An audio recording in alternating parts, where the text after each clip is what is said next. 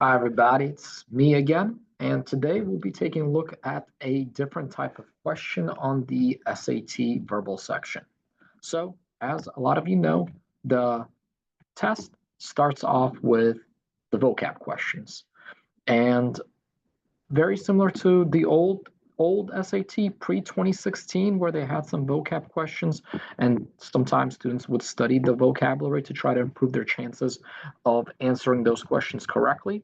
But at the same time, this is a little bit different, as you're going to find out. The new SAT does tend to use words that I would say are a little bit more common, and they also do a few other things that make it a little bit different. But let's go ahead and jump in. So if we take a look at the question that I have selected for today, and you'll see, for example, here, this is the first question of the first verbal section. Let's go to something maybe a little bit more difficult. Let's go to the second question. The third question is not a vocabulary question. So the first thing I do is, similarly to what I've said in some of my other videos, is I really try to use the visualization method. So even though it's a vocabulary question, I will still try to visualize whatever I am reading so I can get and understand the passage as much as possible. And so here we go. It is by no means blank. Now, real important, sometimes I see students being tempted to choose one of these answer choices outright, or even come up with their own word outright. However, you don't know how the sentence is going to work. So as a result, I think it's best to actually try to not pick any word and try to visualize the sentence without any word put into place. So let's take a look. And again, this is going to be a very tricky vocab question.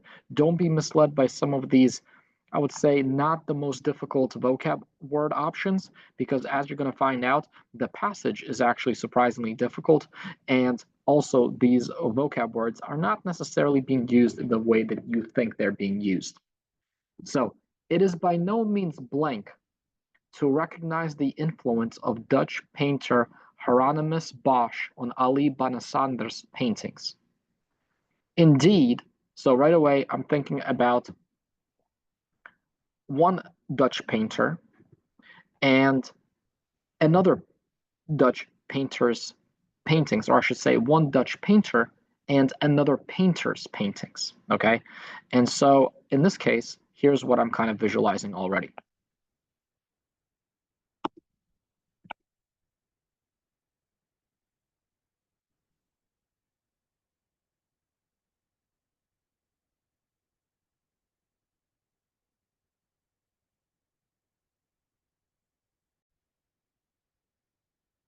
So I went ahead and, as you may have seen me do in other videos, when I visualize it, I try to show you what I'm visualizing using this AI art. In this case, I'm using DALL-E. But right to the point, I'm seeing kind of a Dutch painter, literally quite in this case, influencing the paintings of another maybe younger painter. Now, we have to be careful with these visualizations because in this case, we tend to visualize very literally. Realistically speaking, these two painters may have not been alive at the same time. Maybe the person who is painting was influenced by the Dutch painter from a long time ago by looking at his artwork. So it's probably not this literal, but it still helps me understand the relationship. So let's go ahead and get back to the text. And 1 second, I'll switch again. Okay, so here we are. And let's take a look at what it says next. So Banasader himself cites Bosch as an inspiration. Well, it doesn't change much in our visualization. The younger painter presumably still is citing the younger painter or the Dutch painter as their inspiration. However, some scholars have suggested that the ancient Mesopotamian poem, the Epic of Gilgamesh, may have had a far greater impact on Banasader's work. Well, now we have two competing sources of influence. You have that Dutch painter that in our visualization was looking over the shoulder of Banasader.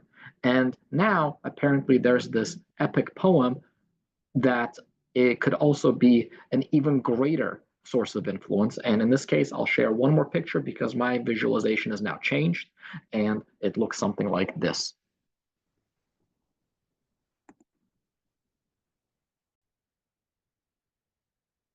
And here is our new visualization where, as you can see, there's the epic poem of Gilgamesh. Now, of course, this is not very realistic. This is just my literal visualization of him now being confused because there are now two sources of influence. So now that we've kind of visualized it, let's go ahead and take a look at the actual question. And so back to the question, it says, now we have to choose a word. And so again, now based on our visualizations, it becomes a little bit easier to try to grapple with, again, this misleadingly difficult question, in my opinion.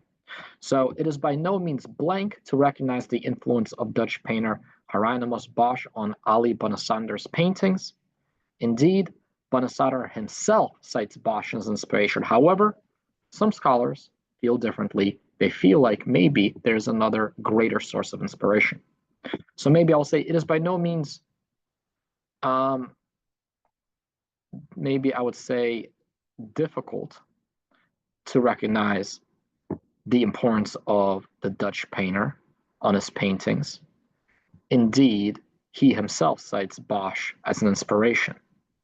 However, some scholars have suggested that the ancient Mesopotamian poem has had a far greater influence.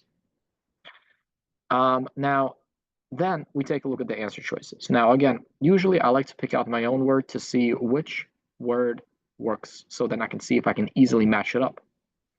And in this case, there is no easy matchup. And every once in a while that'll happen. On a good day, however, if you pick the right word, you'll see it maybe show up exactly in one of the answer choices. And in that case, you're done. But usually you'll find a word of your own. You'll match it up to one of these answer choices and it'll be a synonym or something very similar. And then you can choose that one. In this case, because this is such a difficult question, there is no synonym or similar word, in my opinion, popping up. So now we'll use the substitution method. We'll try each one to see if we can maintain the original meaning. So it is by no means substantial to recognize the influence of the Dutch painter on Ali Bonisader's paintings. Well, what does that mean? It is by no means substantial. We want to be careful here because it says it is by no means. So it is by no means substantial to recognize the influence. That makes it sound like it is not substantial, which in that case would go against what we're trying to say. We know that the Dutch painter was a big influence. The painter himself says it, right? So it's probably something like it is by no means like difficult, right? Or something along those lines. It is by no means satisfying to recognize the influence, which again means it is not satisfying to recognize the influence, but it doesn't seem like anybody wants to or doesn't want to recognize the influence. It's more so that we can clearly see there was an influence. It is by no means maybe, like we said, difficult. It is by no means unimportant to recognize the influence of Dutch painter on their paintings. Indeed, Bonisader himself cites Bosch as an inspiration. Again, this one, not necessarily a perfect match to what we had chosen, but it is a little bit more difficult to eliminate as well, because if we read it again as it is important to recognize, because no means essentially makes it a double negative, no means unimportant means it is important to recognize the influence of Dutch painter on Ali's paintings, and therefore it seems to make sense. Why is it important? Because he himself says that he was an inspiration, which then leads us to the next part that says, however, some scholars believe there was an even bigger inspiration. At the very least, that seems to make sense. Then again, it is by no means appropriate, which again means that it is inappropriate to recognize the influence of the Dutch painter on his paintings. But then why would he himself cite the Dutch painter as an inspiration? That doesn't seem to work. So we're really left with just one answer choice. Now, some of you I know may be saying, well, that doesn't sound right. Usually they will sound right. Usually they will sound much better. In this case, I agree. It's not the smoothest sentence that they came up with. And looking at it, I think maybe they probably would change unimportant to maybe another word like difficult. But nonetheless, unimportant based on how we worked around it works, and the other ones definitely don't work, which is another big tip. Process of elimination goes a long way. Much easier to eliminate the wrong answer choices than it is to find the right one. And this is a perfect example of why that is so.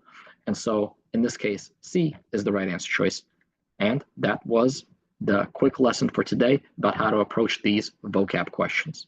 All right, we'll stop here, and hopefully everybody was able to learn something.